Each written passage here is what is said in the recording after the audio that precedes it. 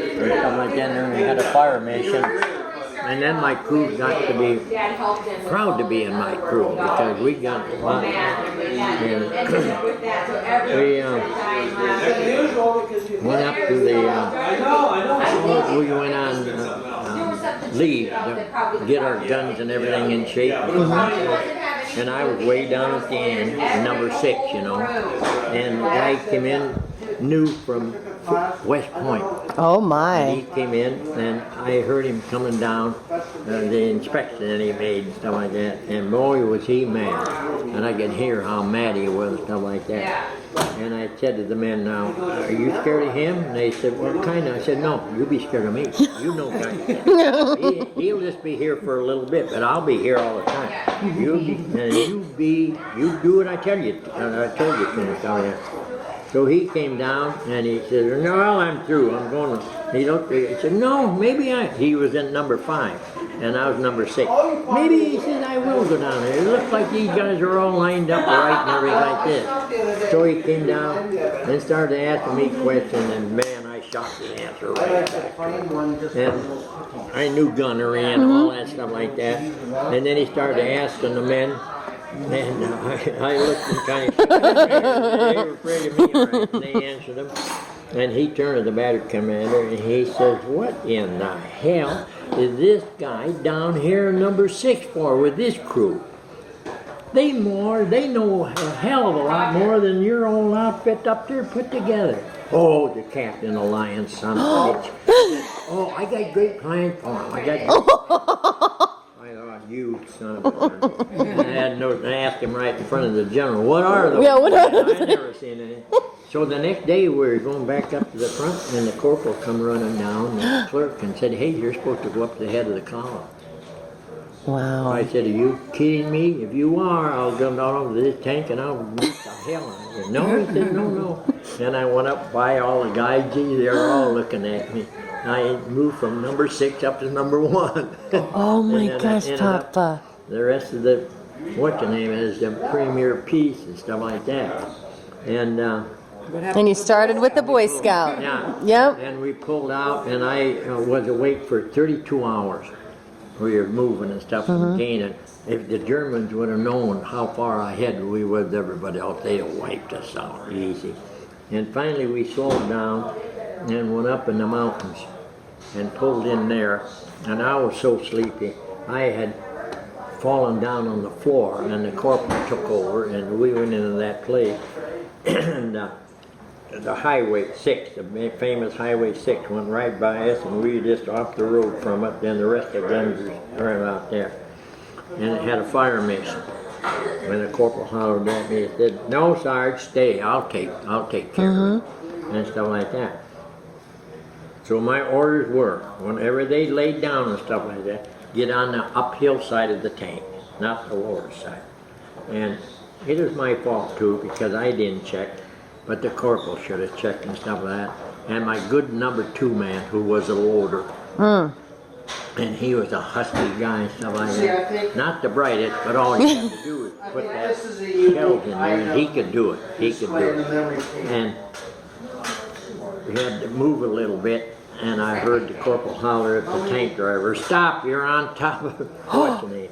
And I jumped up out of that sack and I ran my stocking feet over there and pulled the blankets back and stuff like that. And he was sleeping with the blankets over his head and they pinned him down and the tracks just took him here. The tracks of the tank just took him here and skinned him right back here. Oh my gosh. And I ran and got him out of there and I saw what happened. And I took and I put his skin back over there and stuff like that and grabbed the first aid kit and I bandaged him up and everything like that. And they took him off. No kidding. And that's the last time I'd seen him and stuff like that. 3 weeks later he came back and you could see where it was. It was.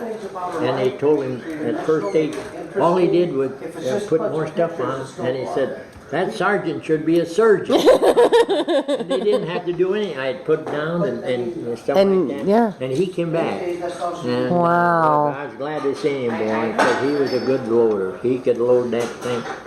And load the tank? Yeah. gun. The gun. What's the name? And so he went off. That is the first thing. The second thing, we moved around and ran over the wire and stuff like that and stopped communication. Oh. So I was up hollering down to the other ones and stuff like that. Then we put the tarp up alongside the tank because it was raining and snowing and this and that. And got a fire mission and supposed to have charge 5. And the most charge we had in the place was 7. And it had pieces. You take the shell out of the big part out of the shell and put either in or take some out, stuff like that. And it's supposed to be charged 5. And they called, and I was up calling the, and we shot that, and Jesus, I never felt a tank shake so much. Stuff like that. Well, it was just the mud and stuff. And the exec called up and said, "Yoy, when the hell are you firing?" I said, "I told you a long time ago we fired." "Well, they can't find it." And those two guys were back there kind of giggling and laughing and stuff like that. I said, "What the hell did you guys do?"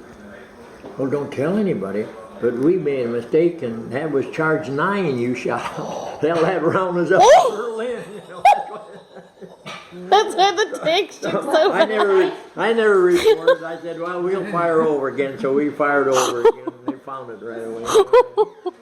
So then we had the tarp on and had a fire on the outside of it. And like that.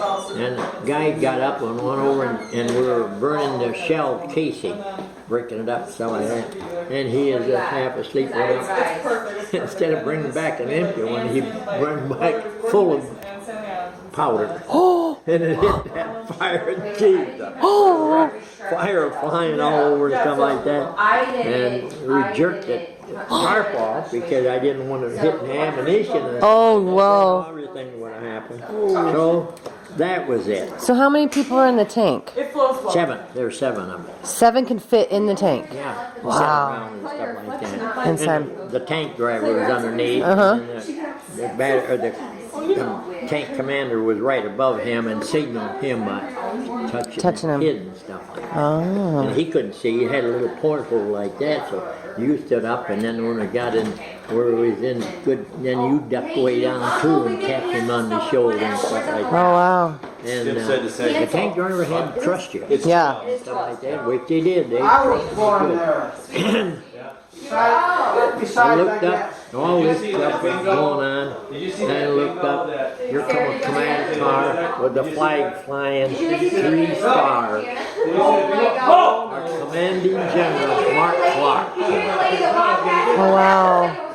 And he stopped, and I was pretty close, and I ran up and duped him, and stuff like that. Is that what you called it? Saluting him? Yeah, Duped him? yeah. And he said, "Good going, nice going, Sergeant," or something like that. Yeah. Word ran down to the officers, and they were all trudging up the hill to talk to him. And how's it going? Well, I'd rather be down there in the valley. We could see the Po Valley. I said, "I'd rather be down there so I could move. We could move around with a tank." "Well," he said, I know." He said, "But I'm afraid it would cost too much until we build up." I said, "Hey, we're trusting you. Whatever you say, we'll do." "Well, I appreciate that, Sergeant. They're very good." And when he left, everybody said he saluted me Oh. instead of me saluting him. And he jumped in the command car and drove away. And here they come charging up. There you go. Look at that. So I was kind of a big shot around there for a while then, because